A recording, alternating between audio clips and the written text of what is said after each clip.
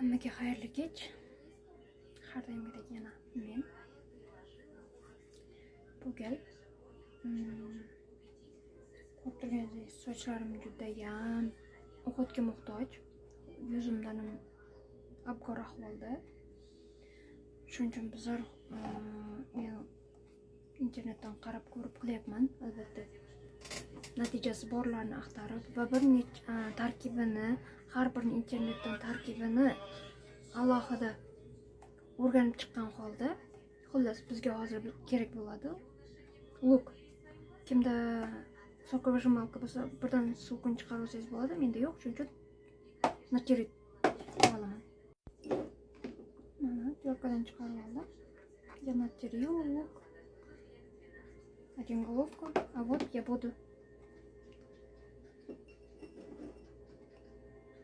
marli yo'q, shuning uchun bunday setkachadan o'tkazib olaman.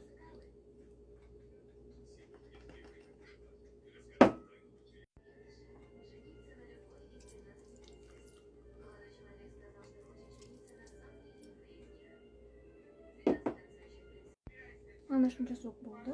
Yarim stakandan sal kamroq. Buni mana bunday idishga quyib oldik. Lukni suzishdan maqsadimiz quyuqasi sochimizni qolib ketsa, keyin yuvishga qiynaladi va hidi qolib ketishidan asraydi. Full lukning hidi deydiganlarga aytib o'tamiz. Ibn Sino luk haqida juda ko'p ma'qul gaplarni aytib o'tib ketgan. Buni eslatishim shart emas, to'g'rimi? Sizga aqllilik qilish niyatim yo'q, albatta. Biz bunga xullas bu piyoz so'kiga kraxmal qo'shamiz. Tak. Menda kukuruzniy kraxmal. Siz qanday kraxmal foydalansangiz, o'shani uyingizda bor bo'lsa, o'shandan foydalanishingiz mumkin. Raznikasi yo'q. 3-4 choy qoshiq. Sutning quyuqlashishiga qarab 2-3 men hozir aralashtirib ko'raman. Keyin agar kerak bo'lsa yana qo'yamiz. Tak, bizga kerak bo'ladi 1 choy qoshiq limon sharbati.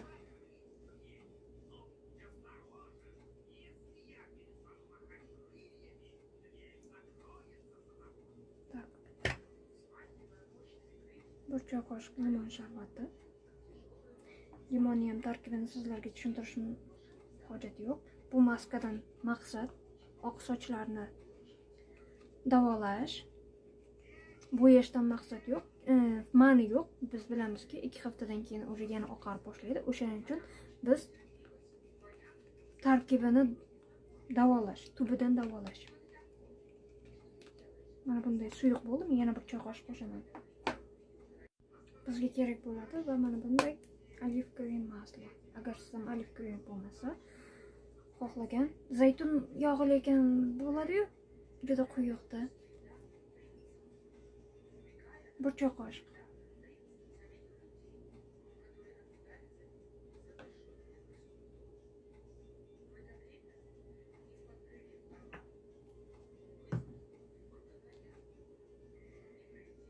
Zaytun yog'i bilasizlar, elastikligini oshiradi, jilo beradi.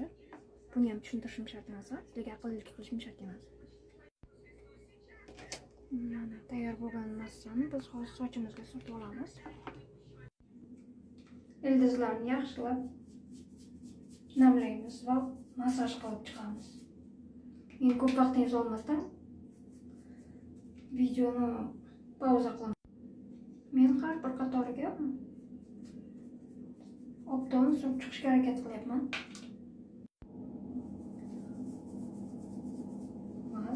Massaj qilib chiqamiz. Butun ildizi va mana bu uzunligini ham ahamiyat berib yaxshilab namlaymiz. Chunki bizda tarkibidagi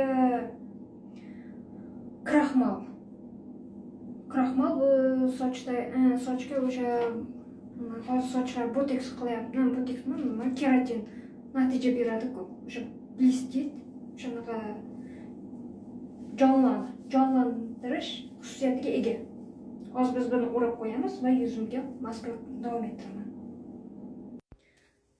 Qimmat salonlarga borib, protsedura nima deydi, muolaja qildirib yurgandan ko'ra mana shunday qo'lbola muolajalar bilan ham yaxshi natijalarga erishsa bo'ladi. Biz hozir men yuzimni chestka qilib oldim. O'tgan gal ko'rsatganimdek, men hozir sizlarga maska tarkibini ko'rsataman. Menda уже tayyor borligi uchun sizga kerak bo'ladi. Kolичествосini o'zingiz hal qilasiz, chunki yuz, bo'yin, ko'krak sohalar xohlagan joyingizga surtishingiz mumkin. Qo'llar oqartirish xususiyatiga, kuchli oqartirish va boteks xususiyatiga ega. Bizga kerak bo'ladi рисовый mukka. Siz рисовый mukkani uyingizda blenderda guruchni maydalagan holda рисовый mukka tayyorlashingiz mumkin. Guruch uni va bizga kerak bo'ladi limon sharbati bir osh qoshiq, как алоэ масло. Все. 3 osh qoshiq solamiz idishchamizga va qaynoq suv quyib olamiz. Именно juda qaynoq bo'lishi shart emas, chunki guruchni pishirib qo'yishingiz shart emas. Unda tarkibi qochadi.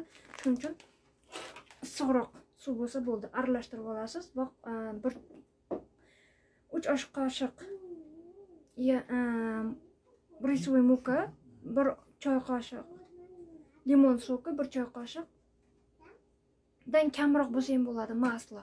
Shu hammasini aralashtirib olasiz va yuzingizga surtasiz.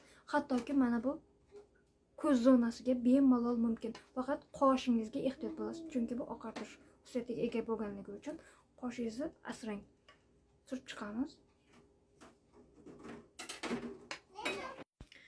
Men tez gapirayotganimga sababi o'sha 10 minutlik vaqtga hammasini kiritish edi.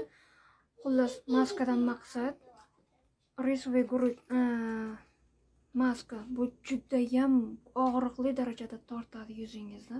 Boteks natijani albatta beradi. Siz albatta sinab ko'ring. Qoshimga yoqilib ketibdi. 40 minut bemalol ushlab tursangiz bo'ladi. Ko'zlaringiz mana qovoqlaringiz ustiga ham особенно nima deydi, mimik ajinlarimiz bor. Albatta yosh borasida esa albatta 30 yoshdan keyingilarga maslahat beraman. Chunki undan avvalgi yoshdagilarning yuzi juda nozik bo'ladi. Ularga menimcha ehtiyoji yo'q ajinlarga qarshi. Lablaringizga ham albatta surtishingiz mumkin. Kutamiz natijasini. Boshimizda maskani ham 35-40 minut bemalol ushlab tursak bo'ladi. Ris yana xususiyati egaki, bilasizlar, Xitoy, Yapon, Koreya mamlakatlarida risga, guruchga juda qattiq ahamiyat berishadi. Xuddi jenshenni hamma joyda foydalangan kabi guruch suvi va unidan hamma kosmetikalarda foydalanadi.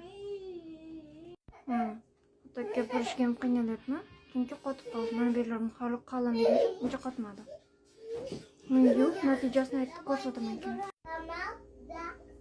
Shu o'rinda yana bir narsani ta'kidlab o'tmoqchiman. Qotgan narsani qattiqroq qilishga urinmanglar.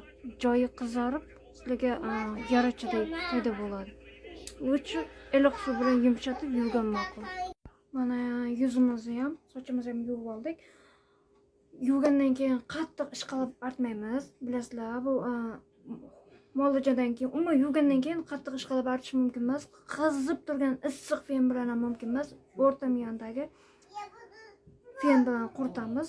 Yuzimizni ham ishqalab tashlamasdan sekin-sekin bunday quritamiz. O'zimiz bilamiz, to'g'rimi?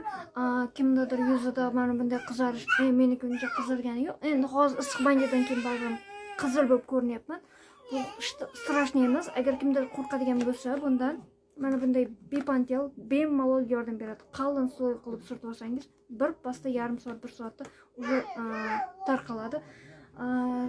Yana bir gap, banyadan chiqqandan keyin yoki yuvganingizdan keyin sразу muolaja qilish shart emas. Bir 15 minut, 20 minutdan keyin nimadir surtishingiz mumkin. Krem surtasizmi? Menda mana bunday vitamin E bor. Biror bir vitamin bo'ladigan bo'lsa, o'sha vitamindan foydalanib surtsangiz ham bo'ladi. Na nich, biz ataylab nochka qilganimiz uchun mana noch. Agar xohlasangiz, o'zingiz bazaviy kremingizdan foydalanishingiz mumkin. Bu maskani haftada 2-3 marta takrorlasangiz, rezultatni o'zingiz ko'rasiz. Xullas, hammaga xayrli tun. Yaxshi kunlarda, yaxshiliklarda ko'rishaylik. Hali davom etamiz. Like sizdan. Men xursand bo'laman.